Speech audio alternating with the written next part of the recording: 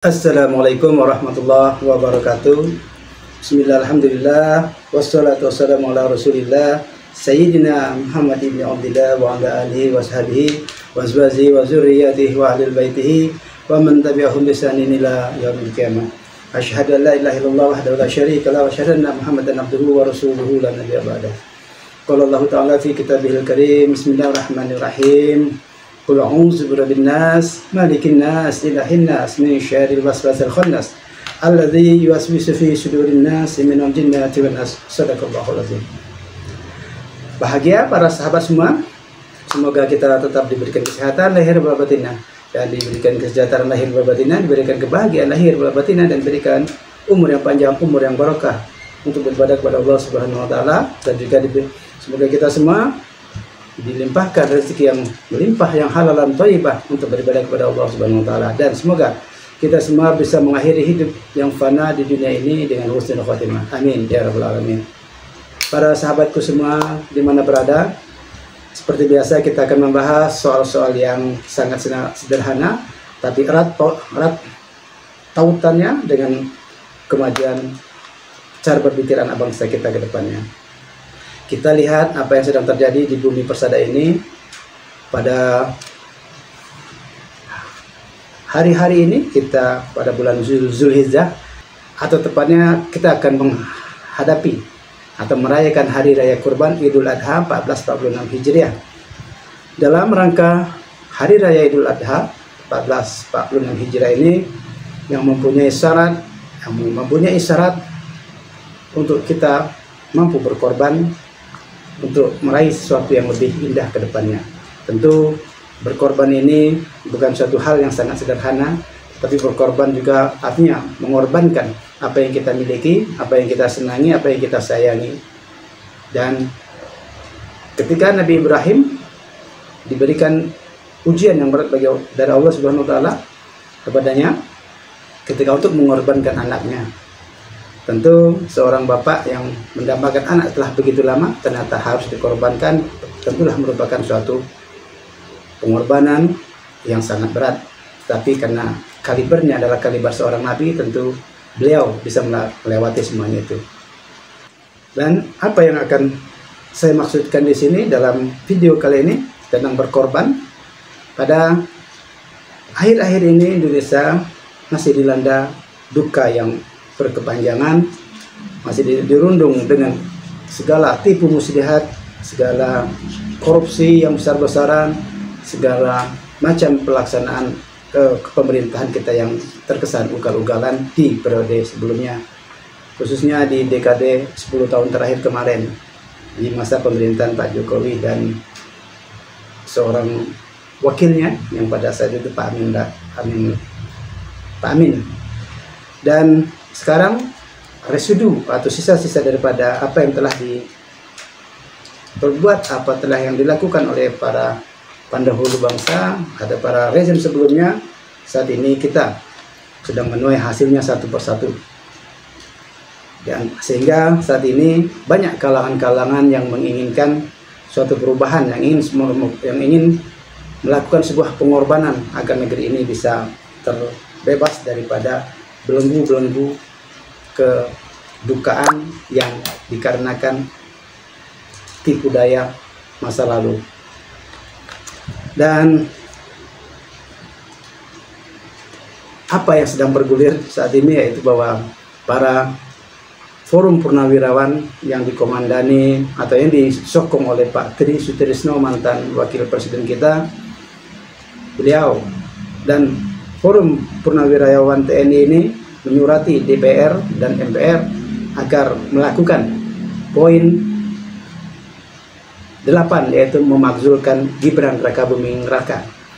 Dan ini tuntutan ini memang semakin membesar, bukan hanya oleh para forum purnawirawan saja, tetapi juga para lapisan masyarakat yang juga menginginkan bahwa saudara Gibran itu muncul dengan suatu etika, ada dengan melanggar etika konstitusi yang sangat terang benderang di depan mata kita, tetapi tetap dilanjutkan juga karena sesuatu hal dan lain sebab.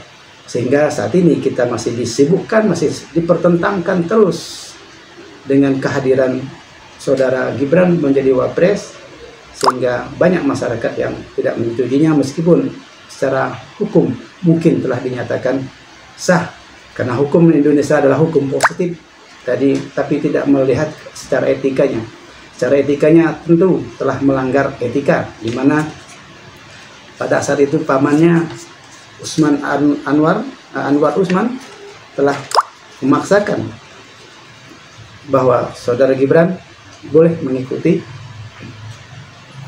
pencalonan sebagai wapres, yaitu dengan sebagai catatan dia telah melanggar etika sebagai Mahkamah Konstitusi pada waktu itu, yaitu Gibran muncul sebagai wakil presiden itu secara cacat hukum berdasarkan putusan nomor 90 garis miring PUU strip 21 garis miring 2023, mana Pak Anwar Usman memutuskan diperbolehkan untuk mengikuti pencalonan sebagai wapres, tetapi bukan dari sisi umur yang diutamakan, tapi minimal pernah menjadi kepala pemerintahan suatu daerah, yaitu wali kota pada waktu itu hanya 2 tahun.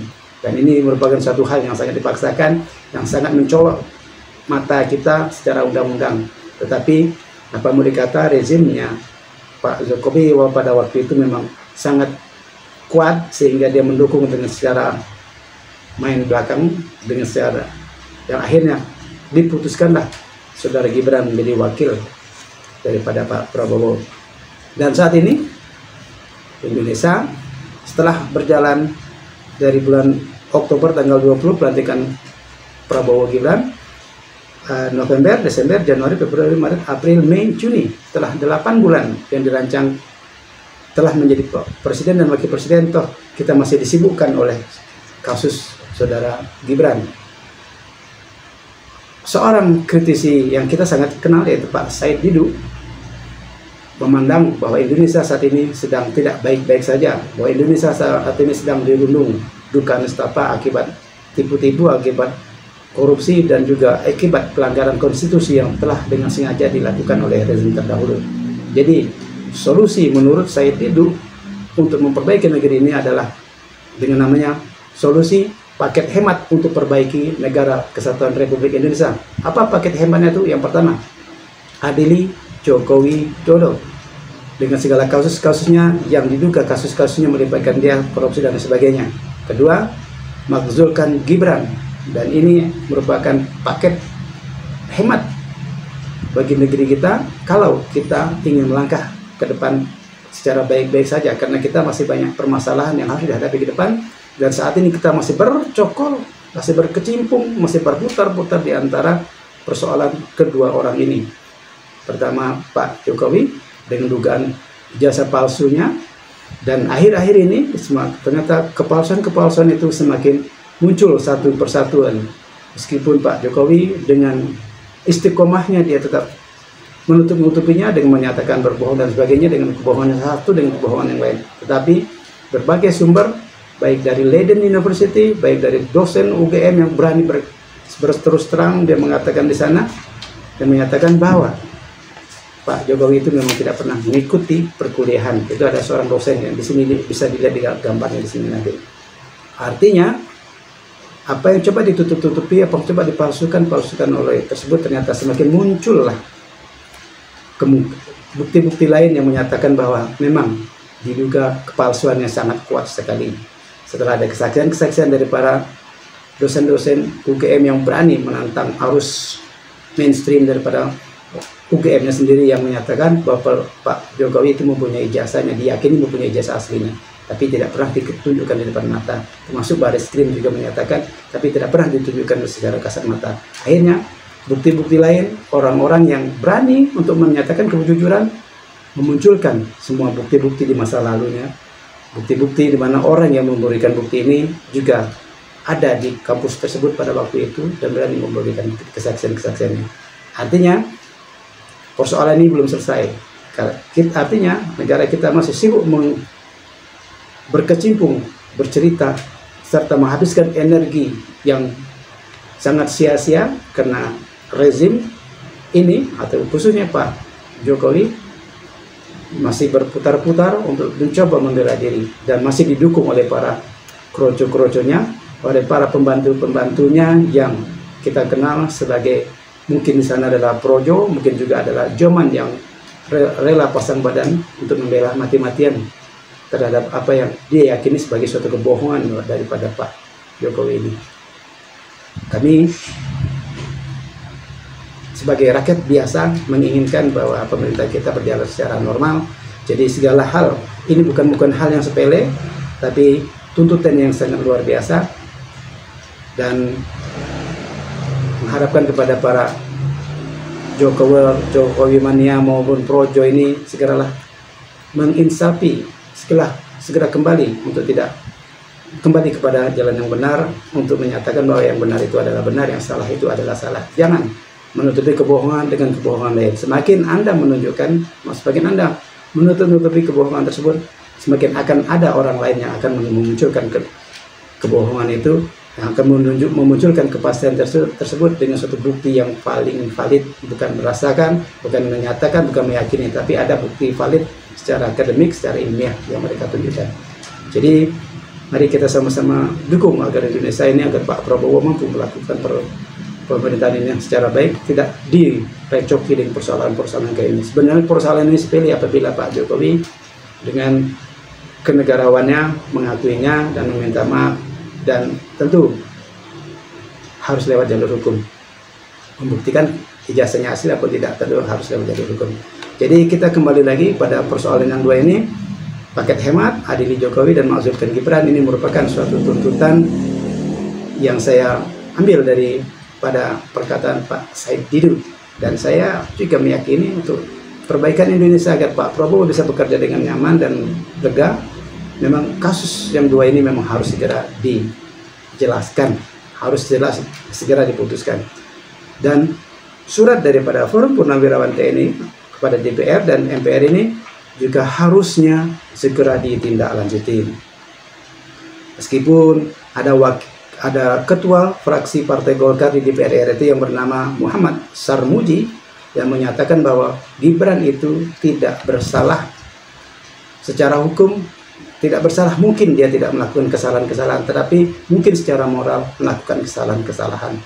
Kita lihat, meskipun itu dosa-dosa atau kesalahan-kesalahan di masa lalu ketika dia belum menjadi presiden, katakanlah kasus yang naik lagi yaitu mengenai Fufafa, mengenai penghinaan, mengenai kata-kata Muslim dan sebagainya itu, dan itu merupakan melanggar moral, dan juga ada di dalam undang-undang ketika dia melanggar suatu tindakan moral, satu yang asusila dan lain sebagainya, meskipun hanya berupa kata-kata di media massa yang telah lalu di Fufufafanya, ini tetap dianggap bersalah. Dan juga secara etika, Anwar Usman memunculkan saudara Gibran menjadi Wapres juga telah melanggar etika. Kenapa? Di mana melanggar etika? Pamannya sudah dipecat menjadi ketua MK yang diputuskan oleh Profesor Jimli Asidiki, bahwa melalui putusan Majelis Kehormatan Mahkamah Konstitusi bahwa Pak Anwar Usman itu melanggar etika, artinya secara moral dia telah melanggar moral, artinya yang diputuskan juga melanggar moral. Artinya sudah jelas memang undang-undang secara positif mungkin tidak melanggar saudara Gibran ini, tetapi secara moral telah meresahkan anak bangsa ini. Apakah kita mempertahankan yang satu ini demi mempertahankan yang satu, terus yang sekian ratus juta umat ini di Indonesia ini menjadi kocar-kacir, menjadi sibuk memikirkan itu saja sehingga tidak produktif? Saya kira bukan seperti itu. Disinilah mungkin yang perlu kita pahami, yang perlu kita introspeksi diri kita, bahwa di bulan Zulhijjah, di dalam rangka merayakan Hari Raya Idul Kurban, perlu kita untuk berkorban sebagai bangsa yang besar ini. Tidak apa kita mengorbankan yang pernah dulu menjadi pemimpin kita, yaitu untuk mengadili Pak Jokowi, kemudian memakzulkan Gibran yang telah dinyatakan secara etik telah melanggar moral meskipun akibat daripada pamannya, tetapi itu telah nyata-nyata melanggar daripada etika atau moralitas bangsa ini. Dan yang paling utama lagi adalah bahwa kita sangat menjunjung tinggi nilai-nilai reformasi. Reformasi berantas KKN, korupsi, kolusi, dan nepotisme. Dan di zaman pemerintahan Pak Jokowi, tiga-tiga ini tumbuh subur. Nepotisme, kita sangat jelas, anaknya dijadikan gubernur, dijadikan wali kota, dan dijadikan pemimpin sebuah partai secara langsung, meskipun baru 2 hari bergabung. Ini telah nyata memangkas generasi-generasi yang secara alami akan muncul, tetapi tidak bisa kenapa dipangkas oleh kekuasaan, yaitu anaknya presiden pada waktu itu. Dan juga dengan pola rezim yang lama ini, demokrasi tidak berjalan, khususnya membangun anak-anaknya menjadi pemimpin-pemimpin di negeri ini secara praktek yang tidak demokratis seperti itu. Ini telah menyatakan bahwa Indonesia melalui pemerintahan rezim yang terdahulu, demokrasinya mati suri, tidak berjalan. Jadi pelanggaran-pelanggaran yang kita munculkan di Indonesia ini terhadap rezim yang lama dan juga keluarganya sangat-sangat kasat mata, bahwa lebih-lebih lagi kita 97-98 berperang berdarah-darah untuk memunculkan reformasi, berantas KKN, dan tegakkan demokrasi. Pak Soeharto lengser demi demokrasi kita, dan di zaman Pak Jokowi demokrasi kita justru dikebiri. Tidak munculnya, khususnya yang paling kasat mata adalah dia mengutamakan anak-anaknya sendiri. Meskipun secara demokrasi katanya tidak apa-apa, tetapi sangat diyakini dengan adanya kekuasaan daripada bapaknya yang menjadi presiden, tentu demokrasi tidak akan muncul di sana. Kita lihat bukti-bukti digital yang telah banyak, tokoh-tokoh yang sangat penting bermunculan, tapi terpaksa dia harus mengundurkan diri, terpaksa tidak jadi dia maju. Karena apa? Menimbang anaknya presiden mau maju. Tentu itu banyak tekanan-tekanan politik di sana, dan ini tidak bisa disangka lagi. Jadi bukan hanya KKN yang tumbuh subur, tetapi juga demokrasi kita, kalau tidak mau dikatakan hancur lebur, adalah mati suri dengan adanya niat untuk mendirikan sebuah dinasti politiknya keluarga rezim yang lama. Dan nauzubillah, semua nauzubillah, kalau pelanggaran-pelanggaran yang kasat mata seperti ini, belum lagi ditambah plus dugaan-dugaan korupsi keluarga rezim yang lama ini, kita masih bisa mengusutnya lebih jauh lagi. Artinya tumpang tindihnya kesalahan-kesalahan, tumpang tinggi intinya dosa-dosa politik rezim-rezim yang lama, kalau rakyat Indonesia memang mau memperhatikannya, mau memikirkannya, akan sangat bertumpuk dan bertumpuk. Plus ditambah lagi tipu-tipu, kolusi-kolusi, dan rekayasa-rekayasa, termasuk di dalamnya adalah mengenai ijazah yang sebagai salah satu syarat pada waktu pencalonan diri sebagai presiden pada waktu itu. Dan ternyata kalau memang palsu, kita bisa lihat betapa banyak kesalahan-kesalahan politik, dosa-dosa politik, dan dosa-dosa keluarga KKN, nepotisme dan melanggar demokrasi tadi telah bertumpuk. Jadi dalam rangka memperingati Hari Raya Idul Fitri, Hari Raya Kurban ini, melalui channel yang sangat kecil ini, mungkin bisa didengar oleh banyak kalangan, bahwa tidak apa, kita sedikit berkorban untuk merelakan mengadili Pak Jokowi secara hukum, dan juga memakzulkan Gibran melalui DPR MPR ini. Para politikus di Senayan sana bisa juga untuk dipertimbangkan, bahwa jangan menempatkan permohonan daripada para purnawirawan ini di nomor yang sekian ratus daripada surat yang telah masuk kepada DPR RI untuk segera disidangkan. Jadi ada juga seorang anggota DPR RI yang menyatakan bahwa akan dibahas tetapi tidak diprioritaskan, atau akan disortir dulu mana yang diprioritaskan, mana yang tidak. Kami melalui YouTube ini mengharapkan surat yang dari Forum Purnawirawan TNI Polri ini segera diprioritaskan, karena inilah diyakini sebagai paket hemat agar negeri ini ke depannya tidak recok lagi. Kita bisa membangun ekonomi secara baik-baik saja, secara kuat dan kokoh. Demikian saja.